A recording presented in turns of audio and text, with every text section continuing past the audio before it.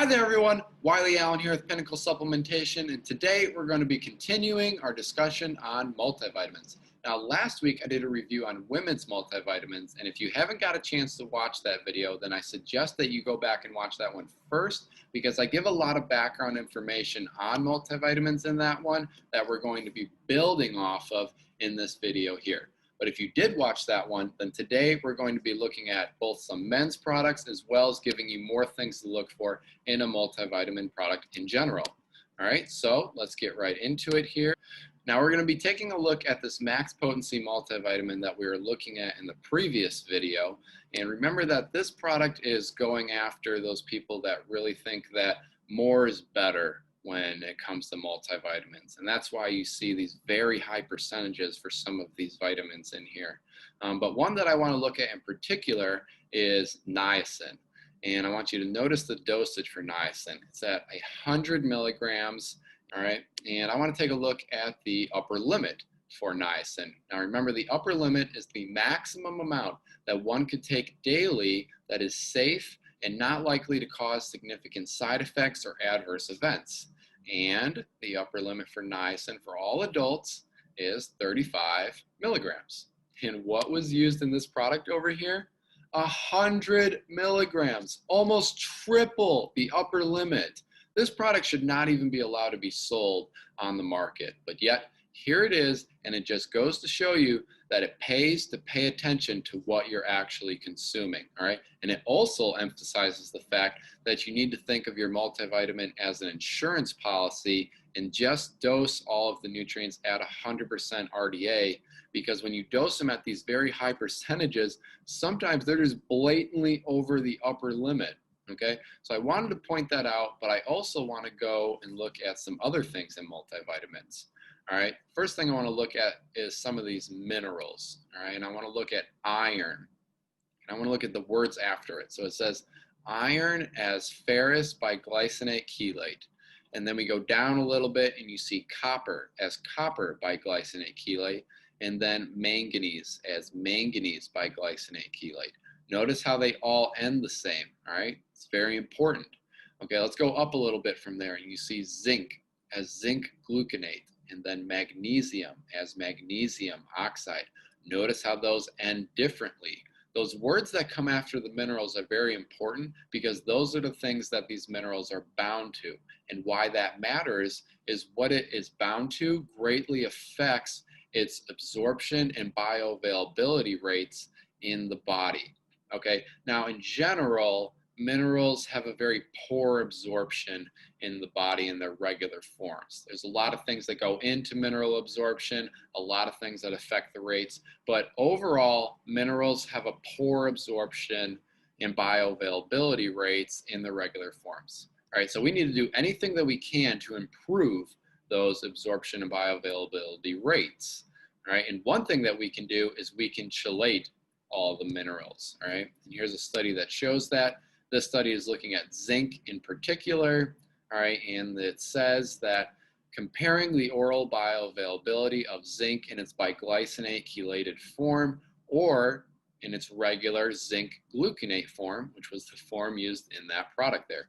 And they both use same dosage, 15 milligrams, so dosage is the same, and the results were that when used in its biglycinate chelated form, it was safe and significantly increased the oral bioavailability of zinc by 43% compared to the gluconate form. That is a massive difference, all right? So let's say the gluconate form was being used by the body at 32%. And now, so the mineral, most of it is not being used. And now we add 43% to that to get up to 75%. Now, a vast majority of the mineral is being used. And that matters, okay? If we're going to be including minerals in the product, we want our body to actually be able to use them, okay? Otherwise, why even include them in the product? And not just all of these essential minerals should be chelated, but every mineral, all right? And what a lot of people don't know is that there is a whole bunch of minerals that the body can use. And the rest of them are known as non-essential trace minerals. All right, here's a short list of them here, just a few examples. And they're not essential because lacking them does not interrupt the life cycle. So the body does not need them, but that does not mean that they can't be beneficial. All right, here's an example. Boron. Boron is a non-essential trace mineral, but when studied here, it was used at 0.25 milligrams or 3.25 milligrams in people's diets. And the results were that when contrasted with high boron intake, low dietary boron resulted in significantly poor performance on tasks emphasizing manual dexterity, eye-hand coordination, attention, perception, encoding, short-term memory, and long-term memory. So overall, a lower boron intake led to significantly poorer cognitive performance. So if more boron is going to improve cognitive performance, why would you not want to include it in the multivitamin product? Okay, and the thing is that there's a whole bunch of non-essential trace minerals that have these human studies done on them showing that they're both safe and effective for improving some aspect of health. And I'm going to argue that any one of these minerals that have these studies done on them should be included in the multivitamin product. And they should also be chelated as well. But let's take a look at some actual products here. So if one were to type in men's multivitamin into Amazon, this is what's going to come up. And I want to look at this product and this one here because these two have banners over them, whereas all the rest of them don't. So more people are going to be clicking on these two rather than all the other ones. So let's look at the bestseller first. And coincidentally, it is by the same brand that had the women's best selling multivitamin. So the label here is going to look pretty similar. And just like that women's product, this one is lacking vitamin K. All right. And vitamin K is an essential vitamin. But to be fair to this brand, it's actually pretty typical for multivitamins not to include vitamin K or to just include it at a very low dosage level. And the reason for that is because people on blood thinning medications cannot take vitamin K in supplement form. Reason being is that blood thinning meds are trying to prevent blood from clotting, whereas vitamin K plays a role in blood clotting. So they have opposite effects, they go against each other. But here's why I have an issue with brands not including vitamin K. Roughly 8 million Americans take blood thinning meds, and that's a little more than 2% of the population. But going back to the study that I referenced in the previous video, more than 66% of the population is not getting enough vitamin K. All right? So it doesn't make very much sense to me that just because 2% of the population can't take this nutrient, that 66% of the population does not get the opportunity to fix their inadequacy from their multivitamin product. All right, now I'm not saying that people on blood thinners should not have options. All right, here's an option right here. Multivitamin, no vitamin K, safe for people on blood thinners. It's targeted right for them. All right, so they have options, but what I am saying is that the majority of multivitamins should be including vitamin K in their product because 2/3 of the population is not getting enough of this nutrient. And overall, it's just going to be helping a lot more people by including it. Unfortunately, this product does not include vitamin K. And when we look at the dosages for what nutrients are actually included, not only are none of them dosed at the 100% daily value amount, but I can also tell you that none of them are dosed at the 100% RDA level for men either. So the dosages are just all random, but this product does have a few chelated minerals.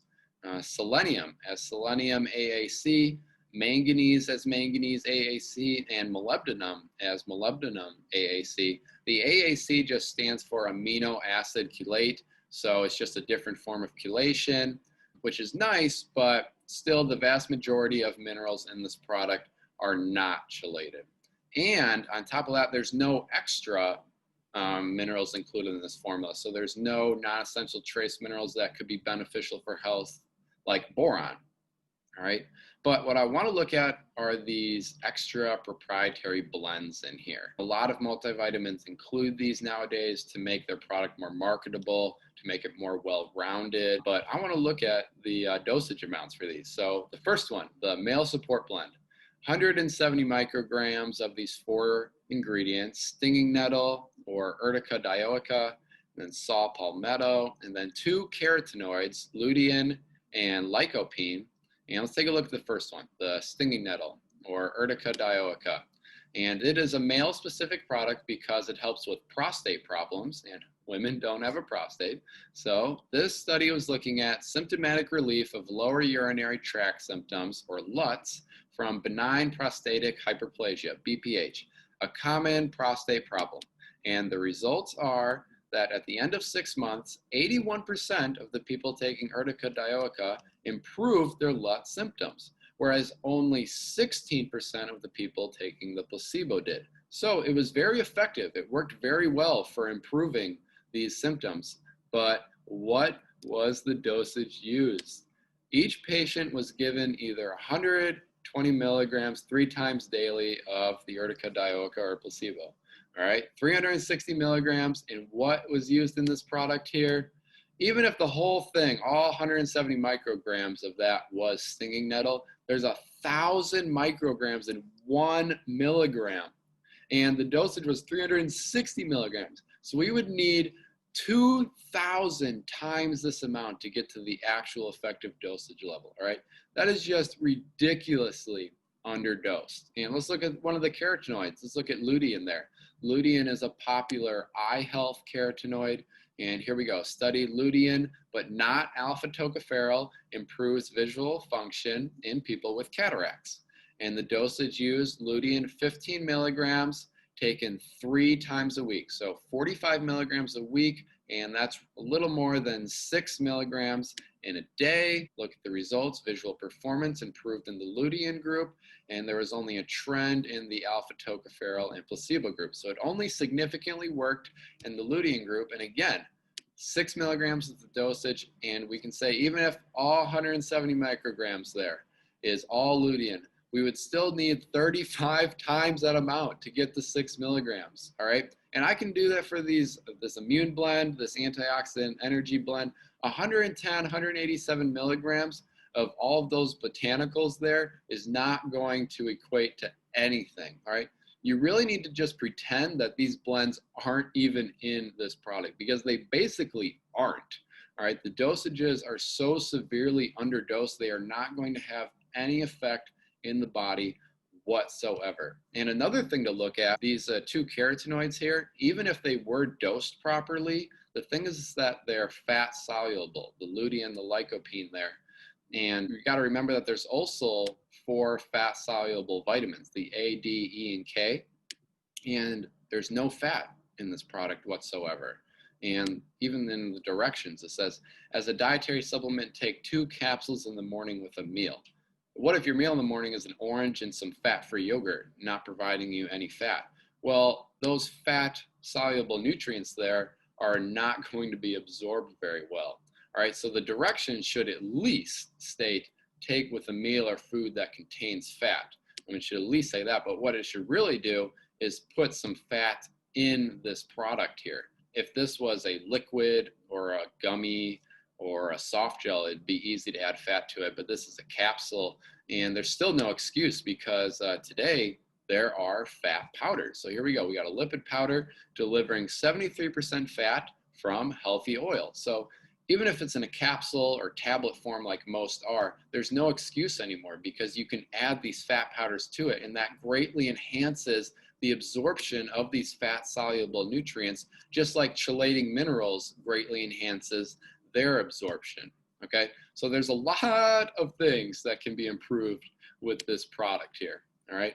But let's go take a look at the Amazon's Choice one, which is ironically Amazon's own product, which is just kind of funny. But let's take a look at the actual label here. I immediately noticed that not all of the essentials are in here. It's lacking magnesium. It has manganese, but no magnesium. And again, the dosages are just all over the place. They're just random. But let's take a look at their botanical blend. We got 100 milligrams of these botanicals. First one on the list is fenugreek. And fenugreek is another targeted supplement at men because it has claims to be a natural testosterone booster. And this study here is using the lowest dosage of fenugreek. So all other studies done on fenugreek have used a higher dosage than this, and this used 500 milligrams. All right, so in this study here, It was looking at men doing a strength training program, and they were taking 500 milligrams of placebo or fenugreek. And the results were kind of mediocre. It did not improve training volume, but it did decrease body fat, and it did improve the 1 rep maxes for both leg press and bench press, but it did not improve power or muscular endurance. So it improved some things, didn't help others. The results are pretty mediocre, and that's simply because the dosage was just too low. Fenugreek needs to be dosed higher for it to be really effective. So if 500 milligrams is too low, then 100 milligrams is certainly too low. And the thing is, it's probably only at like 15 or 20 milligrams because this whole blend here equates to 100 milligrams. So again, you just need to pretend that this blend is not even in here because all of these botanicals are so severely underdosed, they are not going to have any effect in the body whatsoever. Okay. Now, I just showed you a few examples for multivitamins, but I could pick out any one of them and find shortcomings in all of them. And it amazes me how multivitamins have been around for over 100 years and still aren't made as well as they could be. So hopefully what you have taken away from this are all the things you should be looking for in a multivitamin supplement. It needs to have all of the essential vitamins and minerals, first of all, and should all be dosed at the 100% RDA, respectively, for men and women. Not lower, not higher. So that way it is your body's insurance policy for getting all the micronutrients that it needs. And not some, but all of the minerals should be chelated to maximize their absorption, and it should also include trace minerals that aren't necessarily essential, but have been shown in human studies to both be safe and benefit health in some way. And if it does add anything to the formula, like a men's support blend, then all of those ingredients better still be dosed at levels that are backed by human studies showing effectiveness and not just at a few milligrams or micrograms. And lastly, there should be some fat in the formula, or at least directly state on the label to take with food containing fat, so that way the fat-soluble nutrients in the formula can be better absorbed. And you shouldn't be surprised that if you do look for all of those things, then there's only one place that you'll actually find all of that in a multivitamin, and that is Pinnacle supplementation. Okay, I want to thank you for watching this. I appreciate you. And if you liked it, let me know. Send me a comment, subscribe if you haven't already, so that way you can see the new product review next week. And just remember to go reach your pinnacle.